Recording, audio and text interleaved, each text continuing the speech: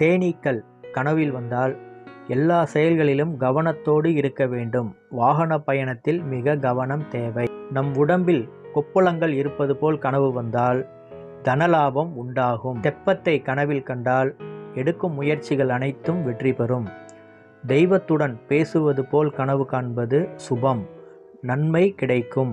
தென்றல் வீசுவது போல கனவு கண்டால் நம் எண்ணிய எண்ணங்கள் எல்லாம் நிறைவேறும். தூக்கணாங்குருவி மரக்கிளையில் தொங்குவது போல் கனவு கண்டால் நல்ல சகுனம், பணவரவு பெருகும், நல்வையே நடக்கும். வீடு பெருக்கும் துடப்பத்தை கனவில் கண்டால் நம்முடைய மன கஷ்டங்கள் யாவும் நீங்கும். துளசி செடி கனவில் கண்டால் உங்கள் துன்பம் எல்லாம் கடவுள் ஆசீர்வாதத்தால் பறந்தோடும். துணியை கிழிப்பது போல் கனவு கண்டால் உத்தியோகத்தில் மாற்றம் ஏற்படும், உறவில் விரிசல் போன்றவை ஏற்படும்.